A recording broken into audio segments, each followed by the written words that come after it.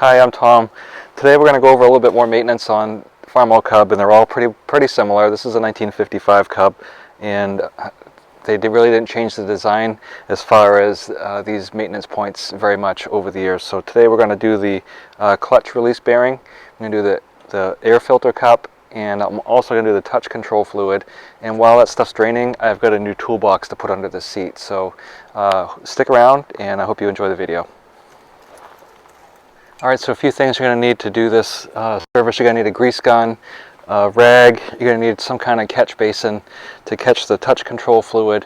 You're going to need touch control fluid, and whether you use Hy-Tran or hydraulic fluid or SAE 30, whatever you decide, that's what you're going to need to have on hand. I always put hydraulic fluid in hydraulic systems, but having said that, these old Farmalls and probably some others as well, when the hydraulic system starts to fail in the pump, the touch control fluid ends up in the oil sump, so it gets contaminated and you have to drain it. Having said that, if it's leaking in there anyway, you're probably going to overfill the oil pan, so it really doesn't matter as far as that goes. So I always put touch control fluid in. Keep an eye on it. You're supposed to check the oil every time you use these tractors anyway. It's just good practice to get into. So additionally, you're going to need a 5/16 wrench to get the drain off the touch control, and you're going to need an 1 1/8 wrench or an adjustable wrench to open up the fill on the touch control system. So, and we're also going to put just regular SAE 30 in the air filter cup. So without any further ado, let's get this draining and then we'll move on to the next part. So one of the things we need to remember when we do service on a touch control system, there's a little hydraulic cylinder about this big that sits in there, and if your hydraulic cylinder is extended, that means you've got a lot of capacity in there. So if you fill that reservoir to the capacity and then you retract that cylinder, it's going to compress and you're going to blow a seal out. So you can just leave the switch off, and what we can do is just pull the touch control system, the lever right here, all the way back, and just crank the system over until you see the rod come all the way back. Alright, so it's very important that you have your cylinder fully retracted, so it looks like that, and with it retracted, it's lowered. So when I push it forward, it picks it up, and pull it back, it puts it down. And that's pretty much typical for how these are. So I'm going to pull that plug out now, which is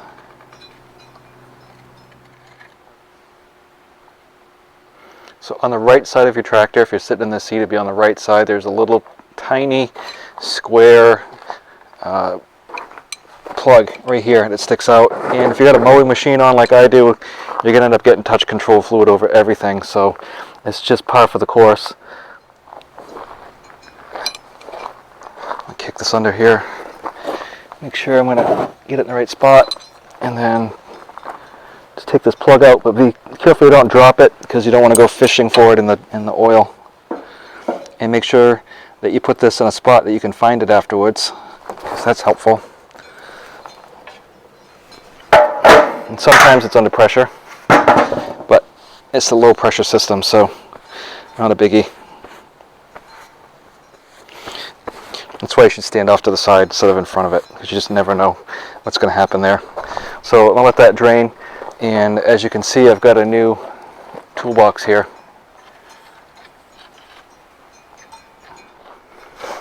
Part of the old toolbox is still on it, which is right here, and that is really rusted on badly. I have a lot of doubts on how well that's going to come off, but it looks like 9/16, I'm guessing. So I'm going to grab an impact gun and see what happens. Alright, everything's hooked up. Let's give this a TRY and see what happens. There's still a lot of points on this tractor that need to be lubricated. I have to do the front wheel bearings. There's a whole bunch of grease fittings. We have to do the fan hub. So we're just breaking it down into bite-sized parts and doing a little bit of restoration work in the process. So I want to get this to sit down on there if I can. It feels like it. And reverses top. Let's try it. Well, I'll be a monkey's uncle, but it came right out. I can't believe it. Unbelievable. I didn't think that was going to come out in a million years, but it popped right out. That whole end is rusted.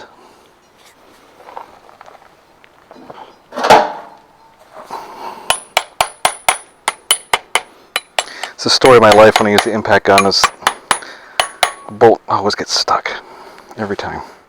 All right, the touch control fluid still draining.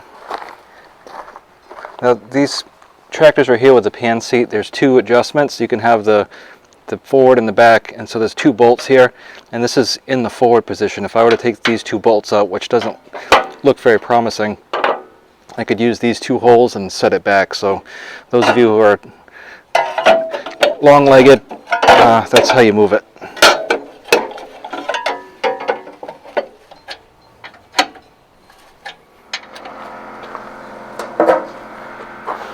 So your fill is up here. Fill who? I don't know any fill. Oh, there it goes.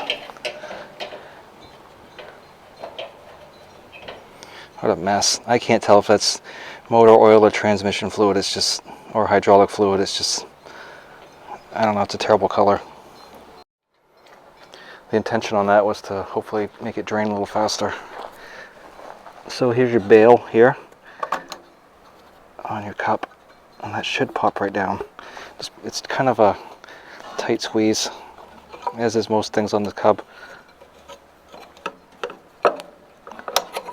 And actually the oil in here looks pretty good, believe it or not. I'm surprised. But I'm already in here, so I'm going to dump it out. If there's crud in here, it means it's doing its job. But yeah, that was reasonably clean oil in it, but there's a lot of crud right in the middle. So I'll just get that out.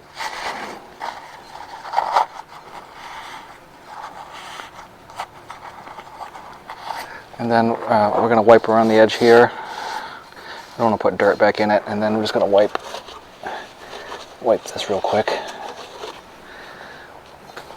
And we're going to fill it with good quality motor oil. It doesn't really matter what you put in it. It's not lubricating anything, it's just catching dirt. So here's your line right here. It says oil level. So you want to come up to that level, which that's what that is. And then carefully put this back under there without dumping it all over the motor, which is easier said than done.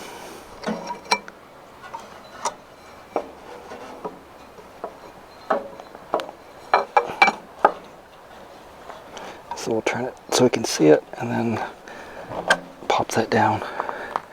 There's a little dimple underneath, so that's what holds the cup on, and that's in there good. It's finally stopped dripping. Now, according to the manual, it says 4 1/4 pints is what it takes.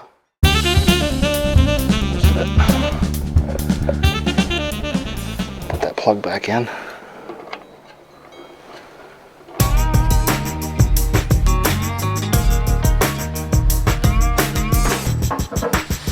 Alright, so the next thing we're going to do is we're going to lubricate the clutch, and the lubrication fitting is right there. So we're going to take the handhold cover off, which is this, and you really can't get up in there with a hose, so you kind of need a grease gun like this that has a metal, well, it's not a hose, but a metal pipe on it, because the hose you just can't get in there. So this is what I use. It's the only reason this grease gun exists.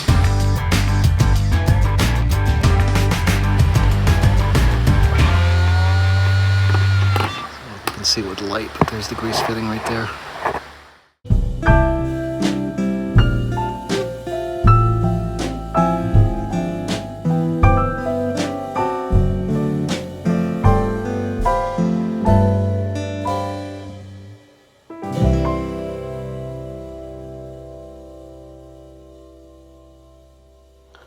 The fast hitch on the 55 is very similar to the fast hitch on the 78, with one exception.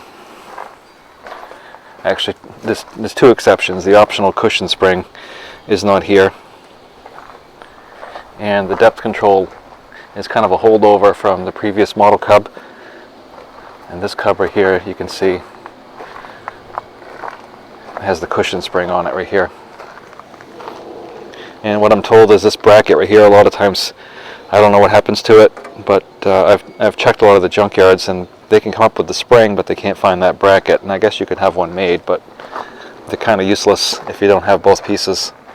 And then this is the depth control lever here, and so you can see how that can be kind of in the way, especially with the sickle mower on. And then here it's really tucked out of the way. It does the same thing, and it's really more convenient to have it like this. And one thing I've noticed on this one, I think the brake rod's bent right here. Depth control lever's bent, but if you pull that all the way back, it interferes with the brakes on this tractor. So it's kind of where it is right now. All right, I've got a new governor control. This one's all worn out. So here's the new one. I'm gonna put that on there. So I'm gonna take this one off, and you know, I can't believe these aren't busted. Usually these are solid rust and they don't work, but it works perfectly. So another amazing thing. So I gotta take this acorn nut off the back here.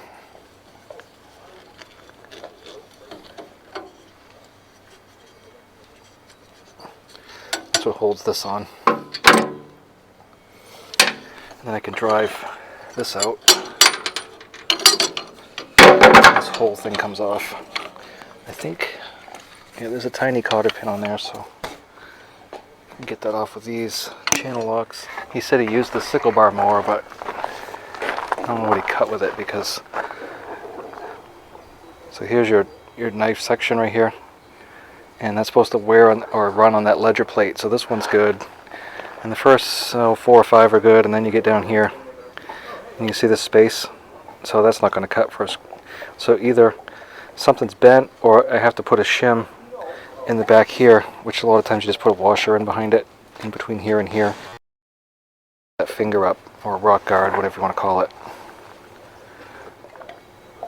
Fingers look fine.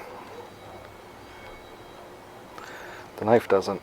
So we'll work on that this winter.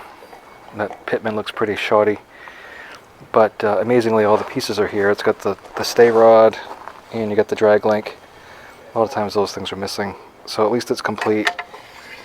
And it even has, like, I'm sure this is a rebuilt grass board on it, but it's got all the original parts, which is amazing to me. I'll set that up there for a minute. That doesn't look too bad. I'm going to sand around here real quick.